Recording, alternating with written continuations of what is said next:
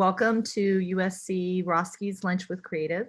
I'm Haven Lynn Kirk, the Dean of the USC Gail Garner Roski School of Art and Design, and it's lovely to have everyone here today. And again, thank you all for taking your lunchtime hour to join us.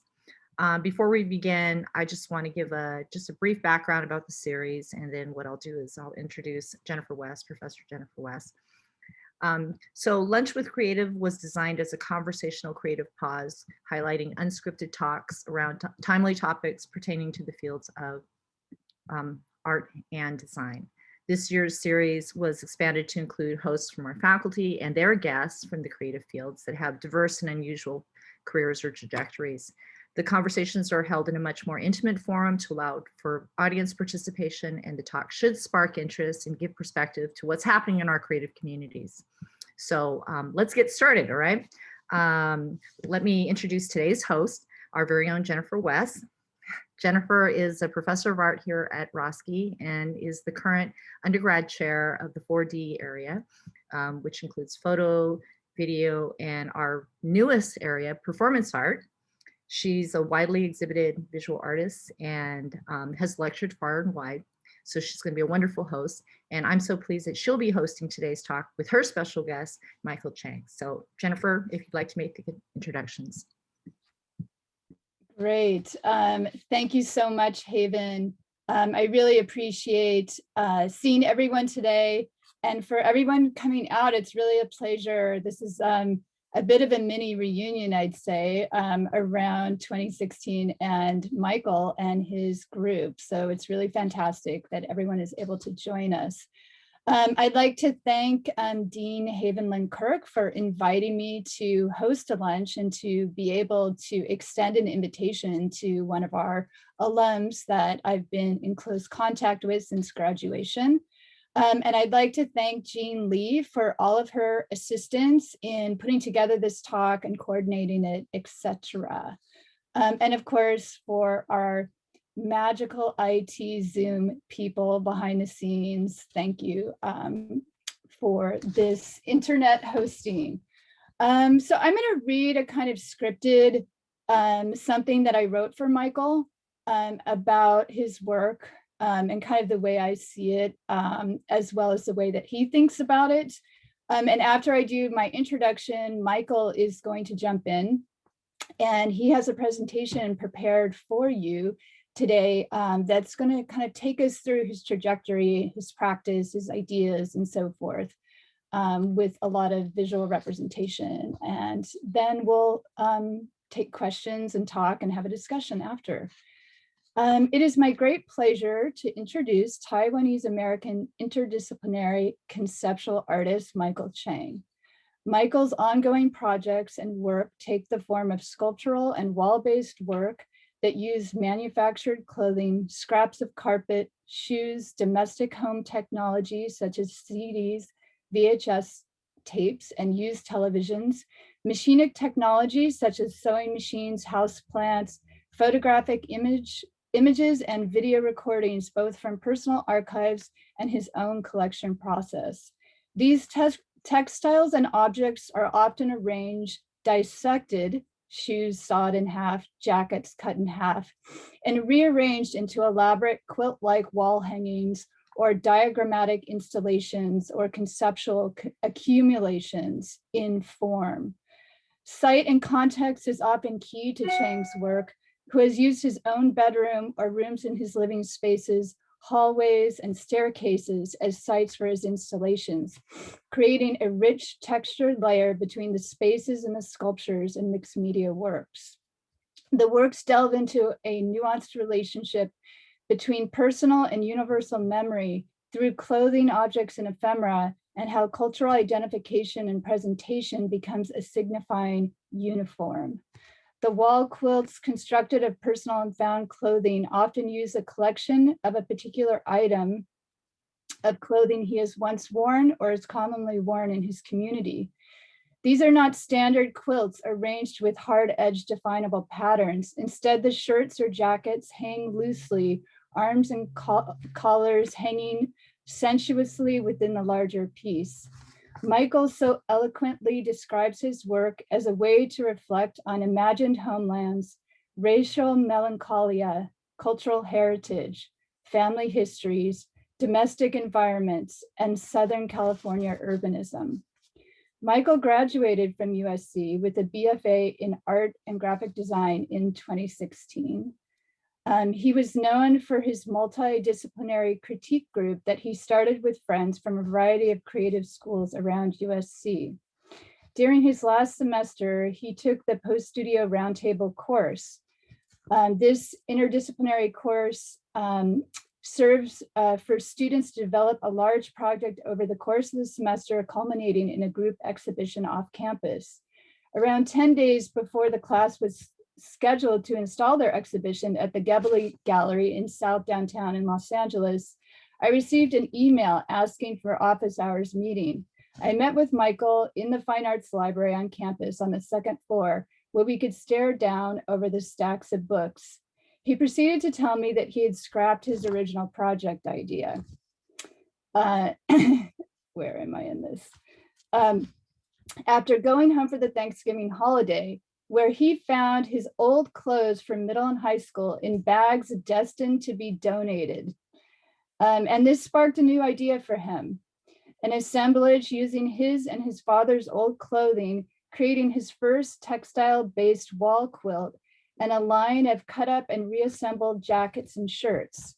As his professor, I trusted his instinct, knowing that this new project could fail or succeed, and that if it did fail, it would be a success in the experimentation and the learning process. And I was willing to take this risk. The finished works created a new pathway for Michael and led him down a trajectory which he created for himself after graduating. Michael has an intense dedication to creating artworks and exhibiting them. If he didn't have a place to show his work, he would often create his own exhibition in a part of his home. Soon enough, he was having exhibitions in Los Angeles and New York, and his work branched out into using found clothing. Recent exhibitions include Borderlines at Angels Gate Cultural Center and Lydia Takashita Legacy Exhibit Series, one at LA Art Core Little Tokyo. In January 2020, Chang and his collaborator, Susan Kai Lin, also they met in video class, I think, can elaborate on that, exhibited a multimedia installation, From Here to There, a Time Machine, at the Irvine Fine Arts Center. Other notable exhibitions include solo presentations at Real Artways in Hartford, Connecticut, LA Art Core Brewery Annex in Los Angeles, and a site-specific exhibition in his childhood home. It is my great pleasure to have Michael Chang with us today. And with that, I'll turn it over to Michael. Hi, everyone. So I'm going to share my screen now. Give me a sec. All right. So, all right. Thank you for that lovely introduction, Jennifer. You actually introduced Asian masks much better than I was going to do that. So I'll cut out part of my presentation, but thank you for that, actually. And I totally forgot about the library anecdote. So that's good too. All right. Let me see. Okay, so I'm gonna start here. These are 3 photos of me from when I was a kid. They're all like kindergarten to 1st grade age, but I guess usually I don't really like talking about origin stories that much, but I thought mine was fairly relevant to the work I've been doing for the past 5 years. And so I grew up in a suburb in Orange County called Irvine, so very affluent and upwardly mobile, as some people would say, and there are a lot of like academic concentration or competition in that suburb. And based off Jennifer's introduction, you can probably kind of get a feeling that I usually do things on a whim most of the time. I don't really plan things that much. And near the end of high school, I was kind of getting really sick of like the rankings and quantifications and testing and scoring that I went through from like basically middle school onwards to the end of high school. And I kind of wanted to get out of that. And I always had this tangential interest in fashion and design. And that led into drawing, which is like a very naive thought process, but I started drawing a lot. So then from there, I was like, oh, I'm just going to go to art school because I don't want to like deal with all this anymore, which again is very naive. But I got into art school and that kind of just like launched my trajectory from there. Okay, so this is Asian Mask, the project that Jennifer was talking about in the beginning, where I took a bunch of my old clothes and then also some of my dad's, and then I did a lot of bisecting and cutting and gluing together basically. And this is the garment collection that came out of it. And a lot of them are just men's button downs. But what I was thinking about at the time a lot were these different types of binaries that I felt like were kind of constraining or limiting me, such as like East versus West, American versus, for me, Taiwanese. And that's always rooted in like how Orientalism has kind of played out in the United States. And then I was also thinking about gender and masculinity and how clothing is kind of a way to like structure the gender binary, but also can be confining or freeing depending on how it's used. So with that impetus, I wanted to cut up all of this clothing and make new garments, but also I started adding like extra sleeves on different pieces and also extra limbs, or I made the pieces a little more open or flowy because I think I wanted to transcend these binaries instead of kind of continuing to like play out my identity between these different poles. And I'd say that the shift that Jennifer mentioned in that class was actually helped a lot by my sculpture professor that final semester. His name is Corey Newkirk.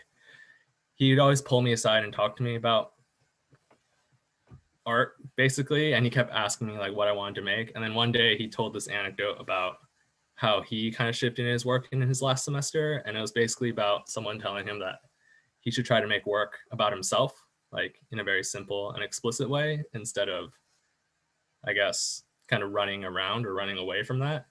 And I felt similarly about that because I think before then I was doing a lot of illustration and drawing work, and I was kind of like touching on identity or all these things that happened when I grew up, but I never wanted to like confront it. So I really took that idea and went with it. So in this image, you can see this is the first time I installed the clothing, and it's basically on a garment rack using closet rods. So this is the quilt that Jennifer mentioned, and basically I took all the scraps that I used from the clothing that I used from that collection, and then I glued it onto unstretched canvas, and again I hung it off using the closet rod system. And I was thinking about how quilts can be a way of like recording a history, and usually that's like a family history because quilts are passed down. You can add layers on it or make it bigger, etc., depending on who is in possession of it. And I kind of applied that logic into myself, or like the versions of myself I created, which I often express through buying and hoarding a lot of clothes. So this is kind of the first accumulation of identity I was thinking about with this quilt. Okay, and then about half a year later or a year later, I did a photo shoot with my friend Biddy, and I think she's on the Zoom right now, so hi. But these are the garments on body, and you can kind of see more representative of like those extra limbs that I put on these, or the asymmetry. Or I was also thinking about a lot about like exoskeletons and armors and things like that as more portrayed on the image on the left. But I kind of spent around like a year and a half with this project, and then I think at that point I was growing more disillusioned with like representational politics as it's been popularized, especially in like LA and Hollywood, where like the entertainment industry is such a huge deal. And I just think after doing this photo shoot, I think that became glaringly clear because of course I was working with models or people who modeled the clothing. And I just feel like representation is kind of this poisonous well that reproduces a lot of the problems that it supposedly is trying to address or solve a lot of times. So that's one thing I kind of moved away from with all these clothes that I was making at the time. But I also kind of wanted to move away from fashion and like in the retail sense. And I think that's really hard in an exhibition setting because a white cube is, and like an avant-garde like retail space where like a high-end brand, like those things can often like merge together very easily. And I think you especially see that in LA and New York. So I really just didn't want to have my work be like in that conversation just because I wasn't interested. I don't really have any like moral issues about it. But so I spent that year out of college at USC and I got a studio, but I think the thing I learned most about that experience was that I didn't like having a studio. I just kind of like wasted a lot of money on it because I thought I needed one. So the photo on the left is just my studio, and it was in Boyle Heights, which I was also very like ambivalent about having a studio in Boyle Heights. So I was kind of just tinkering around here for a year and like feeling around the edges. And I was also working my first full-time job out of school. I was working at a framing shop called, actually, I'm not going to name it, but at the framing shop, I learned a lot about framing, and framing you'll see later incorporated in my work a lot. But the thing I learned most, or I guess quote unquote radicalized me, was like how much labor exploitation happens in the art market, and like the explicit ways in which people are kind of exploited, including myself at that job, like very severely. So that really, again, another disillusionment added on top of the previous one. So I started even like moving away from participating in the art world because I couldn't get it out of my head about like all the labor exploitation that was happening. So if I'd see an artwork in like a gallery, say like Hauser North or something, the first thing I'd think of is like all the unpaid interns. That would be that probably helped put the show together to sell like a $3 million like Mark Bradford or something. So I just couldn't enjoy any of that anymore. So I kind of made an exit out of there, but that really helped my work because I stopped caring about what I thought what I thought people wanted to see me make, especially again like the clothing, because a lot of people were telling me to make more clothes, and I kind of burrowed myself into this path and trajectory that I'm currently on. Okay, so this is the first exhibition I want to talk about. This is a site-specific one that I did at my parents' house that Jennifer kind of briefly touched on. It's called Suburban Dreaming. When I really kind of went in this direction, I was really thinking about the suburbs I grew up in, Irvine, and especially like the exceptionalism, academic achievement, and like the exclusionary kind of nature or policy that set up these suburbs, like white flight and stuff. And within that context, I was thinking about my relationship with my parents. So I decided I was going to install my artwork in my parents' house. And through that, I was like negotiating basically all of their previous interior decoration choices while trying to figure out like what artwork looked good where. And then also gave me a chance to really have like 100% control over the installation process, which is something I really like having. And it's kind of hard to do that sometimes if you're working with a space or a curator or all these other parties, and I just didn't want to deal with it at the time. So that's another reason why I did this at my parents' house, because they kind of just let me do it.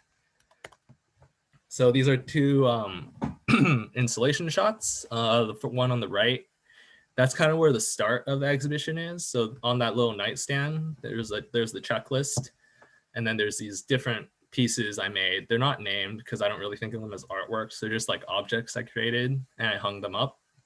But that's kind of where the exhibition starts. And then you can kind of get led up the staircase until you reach my childhood bedroom. But I don't put any like barriers or separations to the rest of the house. So when I did the opening, it was really interesting because a lot of people just didn't go up the stairs. They like explore the entire first floor. Some people went into the garage thinking there was artwork in there. And then eventually they'd like find their way upstairs. So I think that was really interesting to me, to not have any like labels or delineation between like artwork versus like domestic object. So this is the first piece I want to talk about from that show, Invisibility Conundrum. So this is the first, you can call it like fabric self-portrait collage I made. And I think this is the first time I was like going back and thinking about my ambivalence towards representation, and in particular like the inescapability of stereotypes that a lot of us face in terms of whether you embody it to be seen or like you reject it, and then you like are quote unquote like invisible or like not seen, and just my entire like kind of just being sick of all of that. So I took this photo of myself wearing a ninja costume from first grade, and you probably saw it, I think, in one of the first slides.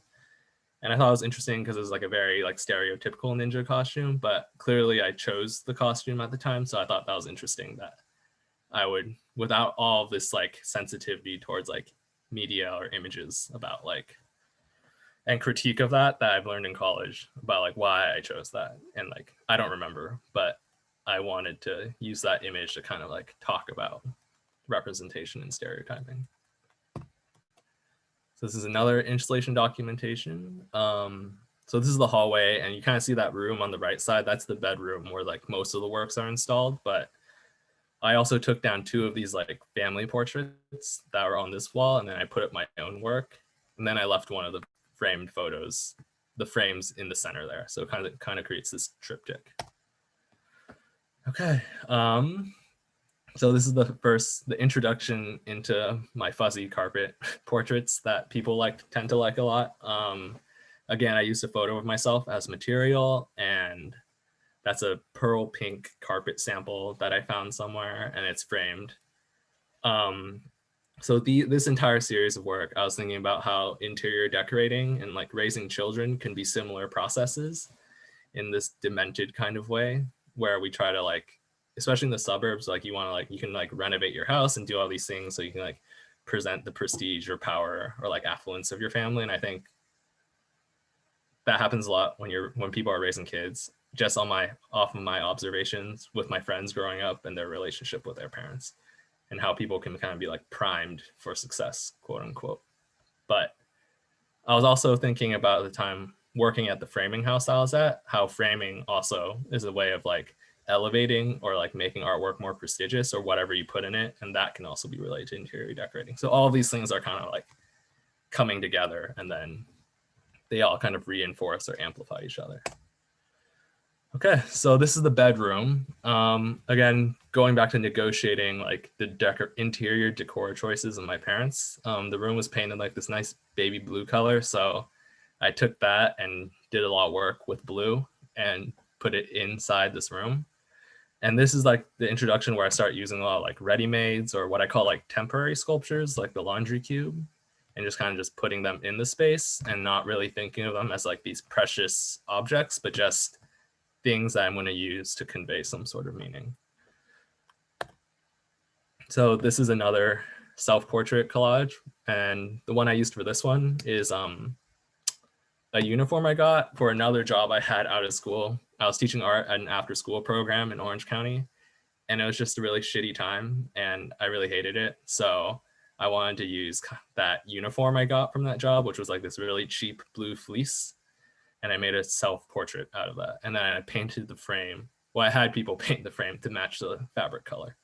So, and I think this like idea of coming back to being disillusioned with work, or like the labor market as it is something that kind of reoccurs or like comes up in my work tangentially a lot. Okay. So I also wanted to touch on the laundry cubes, because you saw one in the previous image, but I've done a couple iterations. The one on the left is actually the origin story, I guess you can say. So I'd be like really lazy and tired all the time, so I wouldn't fold my laundry. And then if you leave it in the hamper for a long time and flip it over, it creates a cube. So that image is actually what happened. And I looked at it and I was like, oh, I'm like, this is an artwork already. So I just do that. And so whenever I have group shows, I try to, so the one on the very right is from a group show. So that's what I did there. But all the clothing in that one is not mine. It's from when I moved across the country and USPS lost one of my boxes. But instead they sent me like 5 different boxes of other people's clothing.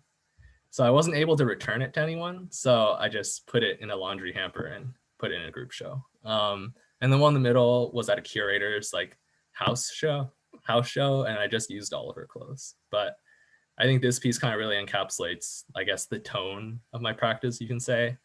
I like having fun with it, and I don't really take it that seriously. But then in another way, I can think a lot and like chew a lot of on the content or the information that these pieces can have.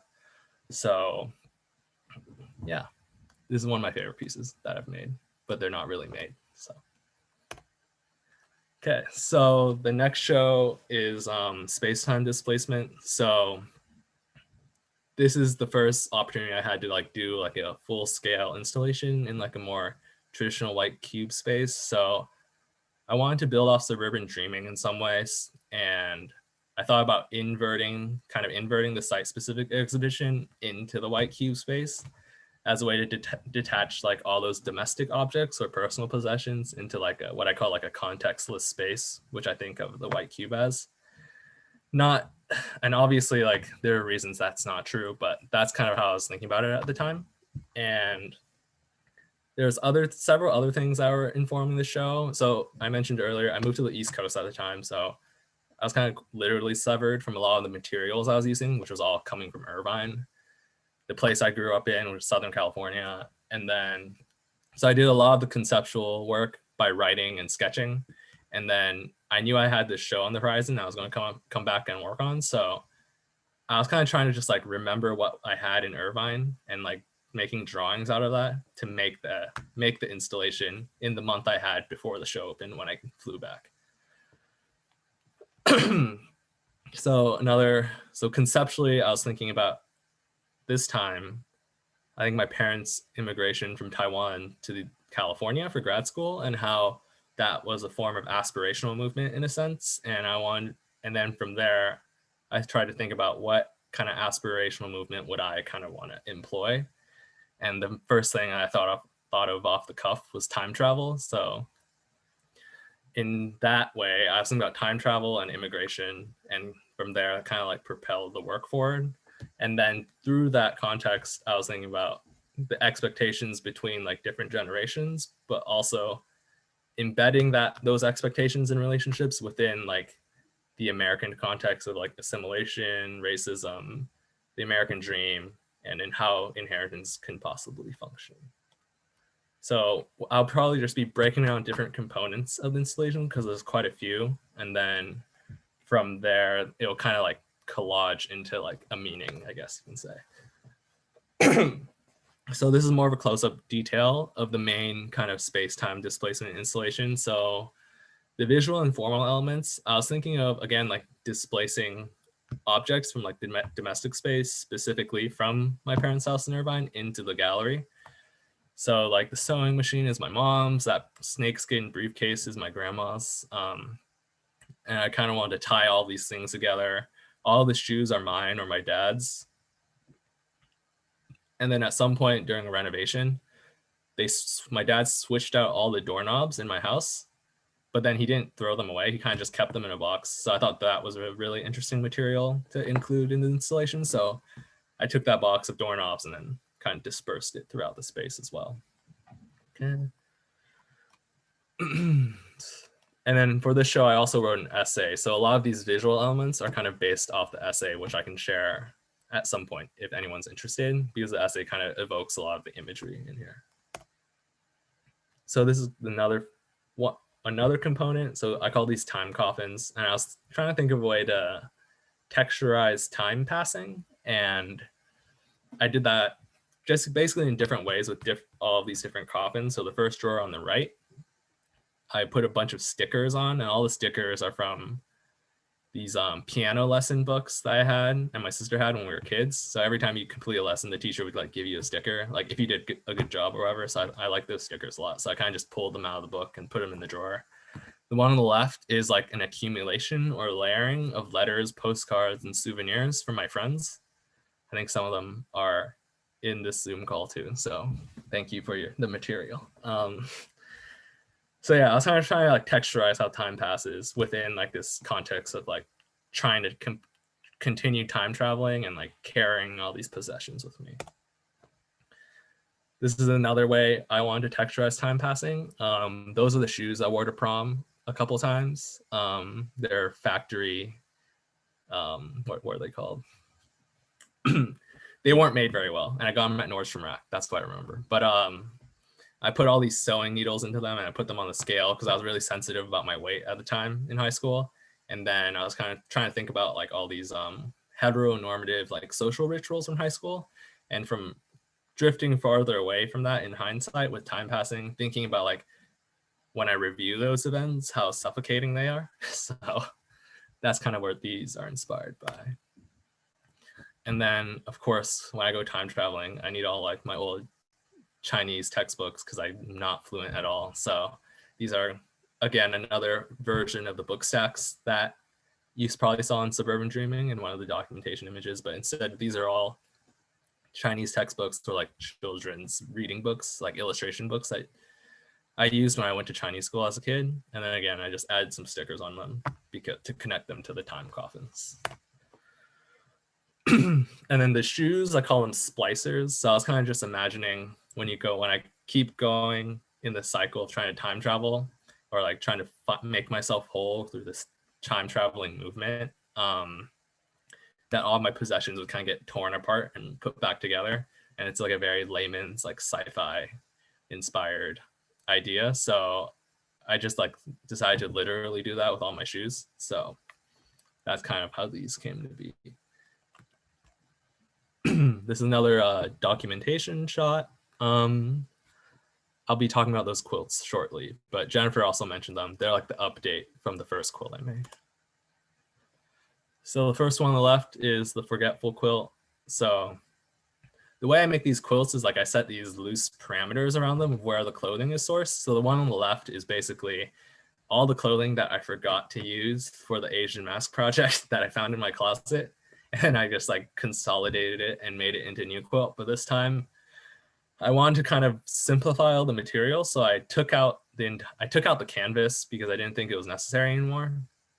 And I just hand sewed this entire thing, and to go along with like this forgetful idea or like not remembering things very well, I cut holes in all of them or cut them in half before sewing.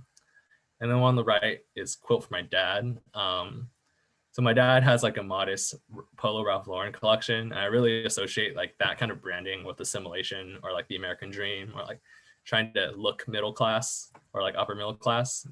And these aren't his clothes. He's not flamboyant with the colors like that, but I went thrifting and I just collected a bunch of Polo Ralph Lauren because I didn't want to cut up more of his clothes either. So all of that is just Polo Ralph Lauren made in the quilt. And these are kind of like a pair that I made at the time.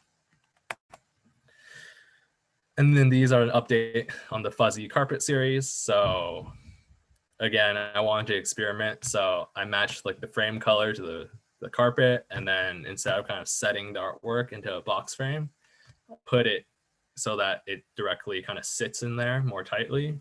And again, these are 2 photos of me, but yeah, there's not much to say. It's the same concept pretty much, but the photo on the left, I actually used the collage I made. I used it in Suburban Dreaming, but it was in an unframed context. So I kind of do that with my work a lot. I just have this like rotating collection of ephemera, and I keep updating it or using it in new ways as the exhibitions go on. Okay, so this is a massive quilt I made for a show in Hartford, Connecticut at Real Artways. The curator reached out to me on Instagram and asked me if I wanted to do something on this wall they had in the space. So I just decided to make this gigantic quilt. And I would say that there wasn't really like a strong conceptual foundation for this piece. I was just really hated living on the East Coast. So I just spent my time sewing this giant quilt for like 2 months and not going outside. And a lot of the clothes is sourced from this thrift store called Savers. I'm sure a lot of you are familiar with Savers. And I was just like going for this like very loose, like suburban acid trip vibe. And a lot of like suburban mall brands like Hurley and Abercrombie. And then there was a lot of like tie-dye, like summer camp t-shirts that are included too. And with this one, I was more interested formally in hanging up the quilt and then putting the frames behind it. So that I just wanted to see how that'd look. And I think it's to varying degrees of success, but these are the pieces I like the most out of that whole experience. So I was thinking about smiling a lot on the East Coast, and then I like went down memory lane once again, and I thought about this anecdote about my sister's 5th grade teacher kind of publicly reprimanding her for not smiling or being grateful in class. And I thought that was like a very racialized and genderized interaction. And of course, at the time, like none of us had the language for it, but I kind of took that anecdote, and it was very affecting to me because I had this like grudge I held against this person for like 4 years until I got into class with him, and it didn't really manifest into anything except like petty disagreements and arguments and getting in trouble. But I took that entire experience and made these frames out of it.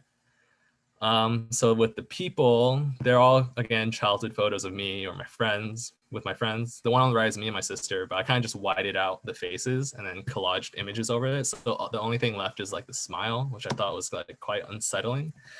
And then I got all these happy face pins and stickers and different types of fabrics and made these frames out of them. So this is another thing. I just included the photo on the left because that's, everyone always asks if that's me, but that's my sister. I'm not alive yet in that photo. And then one on the right is another one in the series of Smile Motherfuckers. So that's that. And then I moved back to California again, and I had an opportunity to do a show at Irvine Fine Arts Center. And I wanted to work with my friend Susan Kai-Lin because we've been having like this ongoing dialogue about, again, growing up in like a particular type of suburb in Southern California. And I forgot, we met because we were in a couple group shows together, so we kept like running into each other. But we both went to USC, but we didn't know each other at USC, so we kind of met after USC. And then we became friends, and we started talking a lot about art and growing up again in these SoCal suburbs. And with this exhibition opportunity, I wanted to build off space-time displacement. So I thought, well, the last show was about time travel and immigration, and in this show I want to like build the time machine that can like transport me to there. So so the show is kind of like a synthesis of all our ongoing dialogues. So it's not really like a resolution to the piece, but the way I think about it now is that building the time machine is a way to like think about all these mechanisms involved, which can be equated to like, why do you want to time travel? How are you going to do it? Where are you going to go? What do you need? And what are the consequences of trying to do that? Okay, so the origin of the piece in another sense is I went to my great uncle's house quite a bit when I was a kid. And then one of the last times I went back before he passed away was I saw this stack of media players in his living room for entertaining purposes. And then I saw a plant resting on top. And I thought that was a really cool structure. So I was like, what if I just took that and made it into like a work and multiplied it? And obviously, as you can see in his actual living room, like that's not what it looked like, but I misremembered it and made it into something that I thought was aesthetically pleasing. So I thought that was really interesting to like misremember something for my own purposes. And I think that plays quite well into thinking about why people time travel, or like how people can manipulate their own memories or the past to justify their present circumstances. Photo on the right is my old house in La Mirada. I moved to Irvine when I was in kindergarten. I included it because there are stacks in there too. So this is how the actual installation turned out. I think Susan and I, at the time, we talked a lot about this concept we called imagined homelands. And they might have like a slightly different definition, but mine is, I think of the imagined homeland as a collage of a certain place, usually a place of heritage that isn't fully real, but is like pieced together from all these different things like nostalgia, cinematic memory, yearning, romanticism. For me, a lot of it was like vacations back to Taiwan that I went on pretty often as a kid.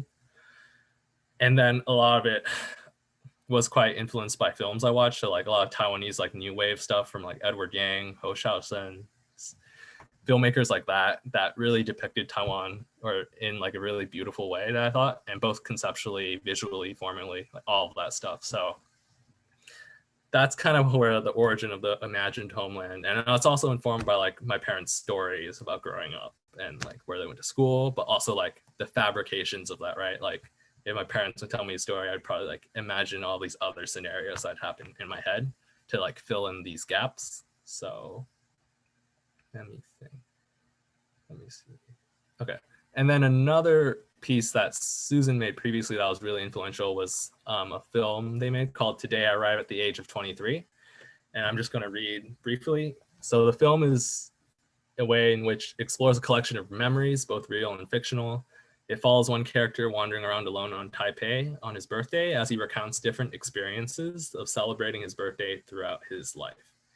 And it's kind of this first person POV of this character, and the film was really interesting, and it kind of inspired the entire time machine to be built. So another installation documentation shot. Another thing Susan and I talked about a lot was this idea about like what's the simplest way to time travel, and they put it pretty succinctly, is to walk, or to take a step and another step. So there's a lot of like references to walking or certain types of like rhythmic movement throughout the show. So, such as there's a video of people dancing in at the bottom there. Then there's like the time travel shoes, which I'll talk about later. And again, you can think about immigration to the United States in this very reduced sense as walking from one place to the next. And of course, there's like all these other factors that play into it that are quite horrible and terrible. But in this show, we're just talking about that.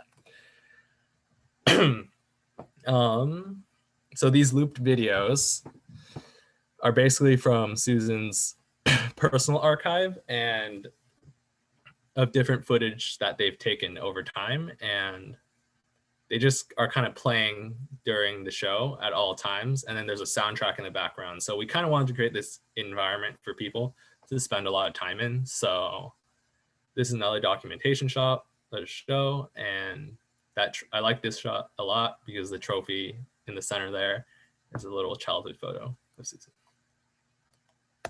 Okay, so going more into these stacks, I think of each of these media players as memory containers in the conceptual sense, just because if you can like put something in that's like a memory of VHS, DVD, whatever you want, and you can fast forward, you can rewind, you can manipulate, you can keep going back and forth.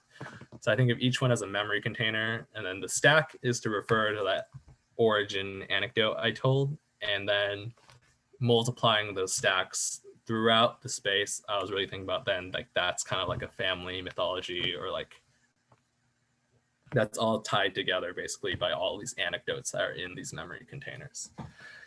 And I think for me, repetition is a process that I kind of link to memory and inheritance in a lot of ways, because thinking about how many times I've heard the same story over and over again, or like how many times I tell myself a story over and over again. But each time I tell it, I think sometimes there's always like details that are left out or things that are tweaked. And I think that really plays into, again, like how inheritance functions, even though we think it's like this, we may think it's like this linear process of like passing knowledge down. But a lot of times there's all these variables that you can't predict, like how someone's going to like translate that knowledge for themselves versus like how you're all right translating the past. And it's just like this messy game of telephone, I think you can say. And then other repeated objects throughout the space are like the shoes, the trophies, the plants, the TVs. And I just wanted to like multiply all of these objects to like an almost absurd extent, I guess. So the time travel super soul boosters. I took a bunch of my... Michael, I just want to forewarn you that we want to kind of wrap it up because people are leaving, but also we're at time. Oh, we are. Just okay. Maybe like the last few things you want to present so people can ask questions. Okay, yeah. Quick. So this is the time travel shoes. Took a bunch of shoes and glued the soles together, and there's just like another, again, tonally like a silly way to think about, you need these shoes to jump through wormholes and stuff. This is more documentation. I actually don't really have that much to say. I just wanted to run through all these documentation images and we can get to questions, and I am interested to hear what people have to say or ask. Again, more documentation. Okay, and then these are some photos on the wall that from Susan's archive, and they were thinking at the time about like the performance of putting these photos up that in like these collage grids, and how that unseen performance can be a way to like touch memory or go back in time in a more tactile sense. And then to touch on the plants briefly, I wanted to create a space where I had to like force myself to nurture the installation. So I'd go back a lot, like every week, to water the plants, but the staff at the art center were great in also helping water the plants and taking them out for sunlight, stuff like that. Last thing here, so we put all these stools in the space for people to kind of move around, and we wanted, again, to slow time down in the space in an kind of like a contradictory way, so people could spend a lot of time in there and feel like they don't need to like absorb anything, but they can kind of just take their time, do whatever they want, and maybe they'll actually go back in time while they're in there. This is a zine that we created. Again, I can link all this to people if they're interested, but there's an online version. Okay, so these last two pieces, I'm not going to talk about them that much just because they're still ongoing, but this new project I'm working on is Floating World. I'm taking a bunch of my things moving boxes that I've accumulated over the years from different moves across the country and around Los Angeles. And I'm just storing them in the gallery spaces. And everything in the frames come from the moving boxes too. So it's more like a tongue-in-cheek way of thinking about like repurposing gallery spaces to just be for storage and to make all of these like valueless objects into precious art objects so people don't destroy them and I can kind of preserve them and create an archive out of it. But the goal is to kind of like do a lot of these shows and then put all these boxes in a bunch of different spaces over time. And this is the last quilt I made in 2021. This kind of refers back to like my disillusionment with artwork or working as an art worker. So the photo on the right is me tired and underpaid in 2017. And all the clothing is from that period of time when I was working at a framing shop and I made a quilt out of it. So the hoodie on the right is actually at the top in the hoodie. So, and I used to wear that to my studio all the time.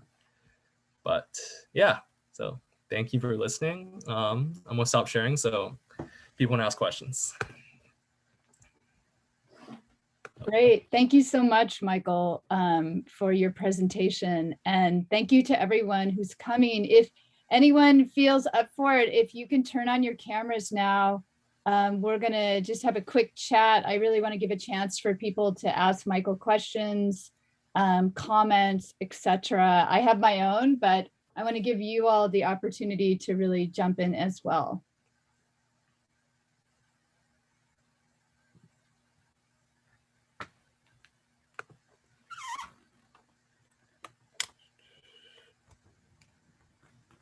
I have a question.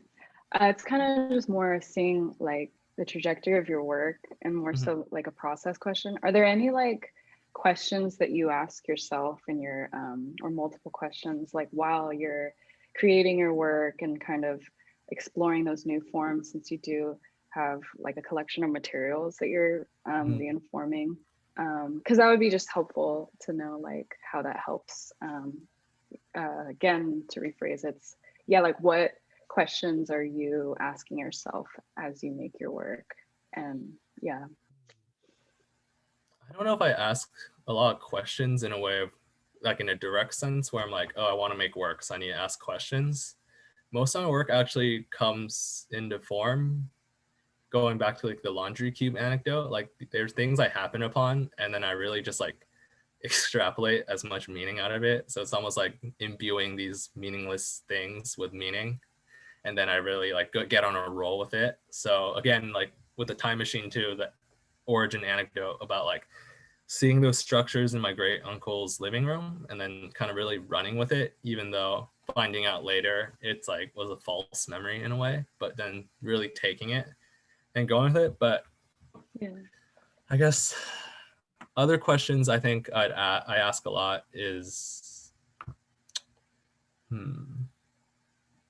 yeah, no, I don't really know if I ask a lot of questions. I think I do a lot of writing. So I take a lot of notes, I do a lot of sketches and doodles. And I think when I'm writing, I can get really introspective. And then that really helps like open up the process, because I think when I'm like just interacting with the world, I'm actually like a very skeptical person. So I don't really take a lot of stock in a lot of things, but when I'm in like my writing mode, I really can like slow down and think about things. And like a laundry cube can mean a lot more than a laundry cube can mean a lot more than it is on its surface, I guess.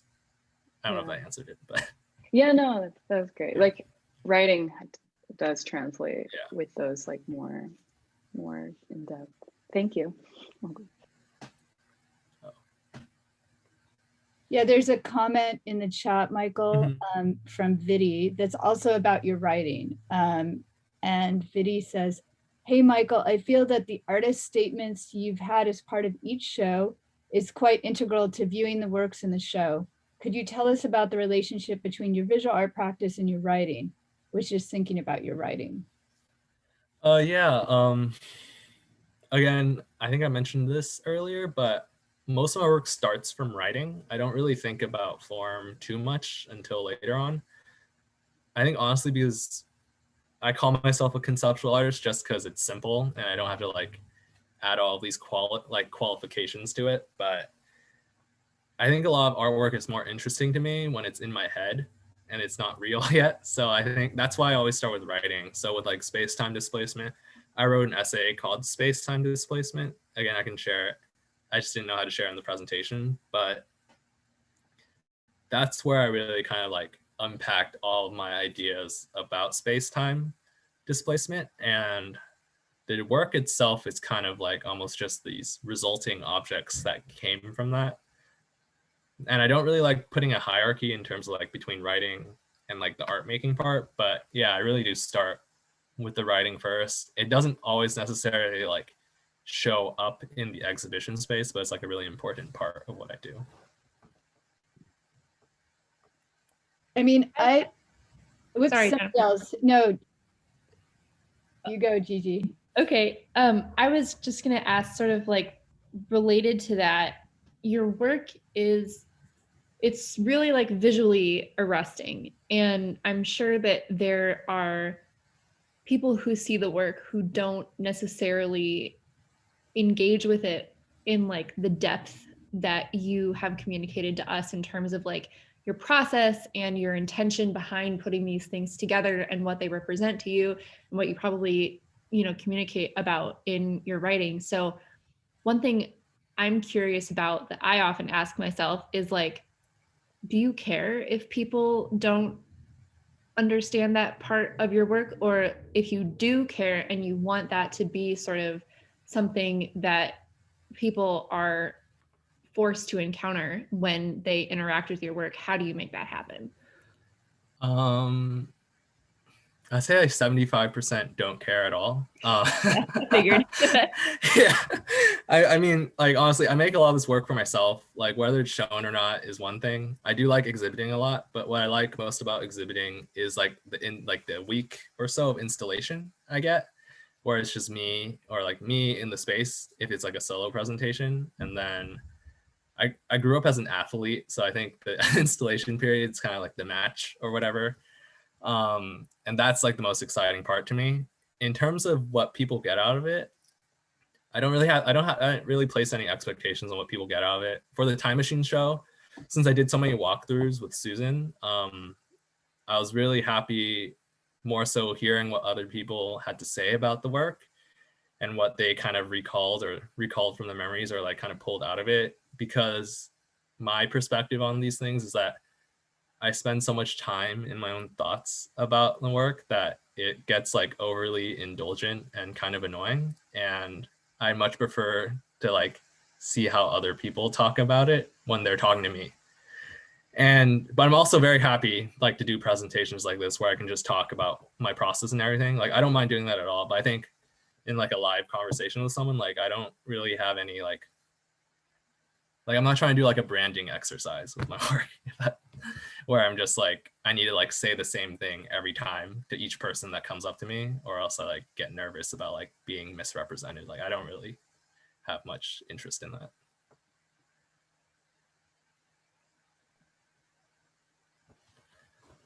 Well, Michael, what I was going to comment on is thinking about how you're linking your own life and your own experiences directly to your work, and that those experiences are actually producing your work at oftentimes, and you're commenting on the experiences that you're having both at work, at your jobs, right? Like in different kinds of institutions, commentary on having a studio, not having a studio, not having an exhibition space, having an exhibition space, working with found materials or not. But these things seem very interlinked for you. And I feel like the laundry cube is probably the most obvious way in which that really reads, right? Because like that piece continually gets made with other people's materials. So if you're working with a curator, then it's the curator's clothes. And I love that kind of way that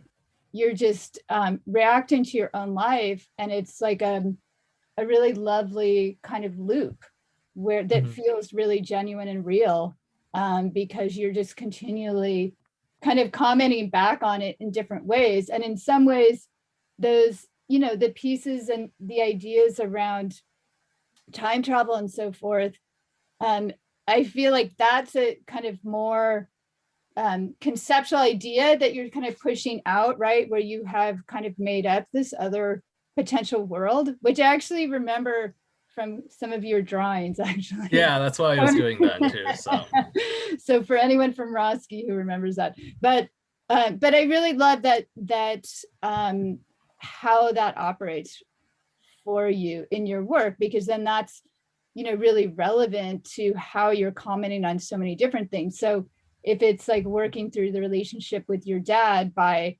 making, you know, jackets out of bringing together both of you with a third arm, you know, like there's all these ways in which your own life is continually reflected back, and your own sort of commentary on being a young artist and surviving in different types of ways with different types of jobs and so forth. And I think that's just a very beautiful loop. thanks. Yeah, just commenting on that back. I think for me, I'm always like kind of on this edge where I think like, do I actually want to make art? So it's like an every other week kind of crisis. But I think for me, I guess making art is interesting because there's so many ways I can think about it, like how you described, Jennifer. And that's kind of how, like, there's just like, there's something about me in the present, and then there's like all this like world building and conceptual ideas I'm also interested in, and fiction.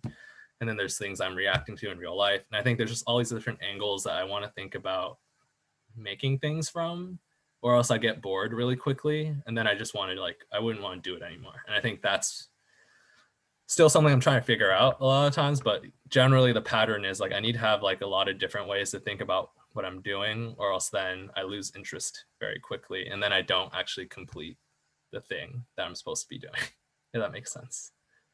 For someone who's constantly questioning being an artist, you make work a lot, Michael, after graduation, which is a very admirable thing to do because it's hard to do around when you're working and so forth. So it's interesting that you question it so much, but you're one of the most productive artists too at the same time. Maybe not in 2020, but before. Okay. I don't know if 2020 counts. Yeah. But I think we have to wrap it up soon, but I think there could be another question if someone has a question or comment. I had a question. Oh, sorry, you can go ahead. Go ahead, Michelle. There was just one question in the chat, but we can go after you, Michelle. Okay. So I'm also from Irvine. Oh, and hi. yeah, so I understood a lot about like what you mentioned, like the pressure and the need to always, you know, get straight A's, and it's all about the stats in Irvine. But I was wondering if you think being an artist was a good segue for you to kind of break that stereotypical, you know, American dream for Asian Americans like us. Because I feel like I still struggle with that a lot. So I was just wondering what your take on that is. I don't think so. Like in the beginning, I said it was very naive, right? I think within global capitalism, I don't want to get into this too much, but it doesn't matter what you do, right? No matter what you do, you're always like subsumed in this system of like ascendancy, right? And within global capitalism, which is like white supremacist, patriarchal, like all the things you can add on to it. So I don't think being an artist really informs whether you're doing anything about it, or like whether you're really like, say, like breaking the stereotype. And again, I think in one of my pieces, like, I don't think you can break stereotypes. It's more about like existing within the context of them and trying to find your own way through those things. Yeah, so sorry, the question I like got lost in my brain there. Let me think.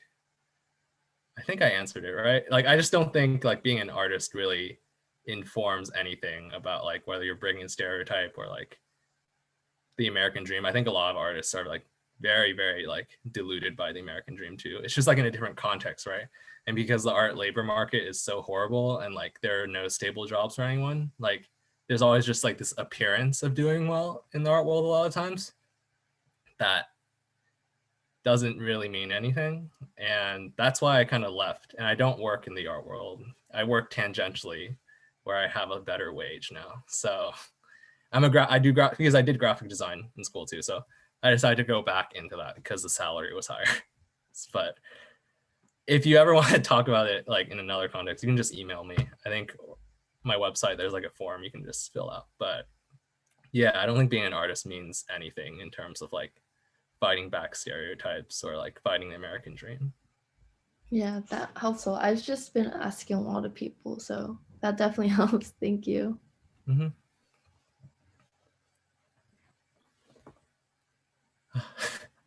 Well, I think we're here at the end point. Jean, is this the time Yeah, to wrap yeah, up? there was just one more question in the chat, and it says, would you think of yourself as a science fiction artist / writer? Maybe. I mean, actually, oh, this is so silly. I spent 2020 like writing a novel, and the first draft is done. So sure, I'm a writer, but not published. And yeah, I love science fiction, but I think it's informing me less now because I watched, do you know Martine Sims? She wrote something called the Mundane Afrofuturist Manifesto that really kind of like changed my trajectory in a lot of ways. And if you want to look it up, I think it's online somewhere that you can find. There's also a PBS documentary on it, but that made me kind of more ambivalent towards like science fiction and utopias and dystopias and stuff like that. But yeah, again, not sure if I answered around it maybe. Well, I think we're at a really good ending point. So I'd like to thank you, Michael, for being with us today and for sharing your work and ideas and, you know, walking through your different processes. Thank you so much for being here. And thank you to everyone who came out. It's so good to see all the faces of all of you who were also with Michael in school. Thank you for coming out. It's so nice to see you.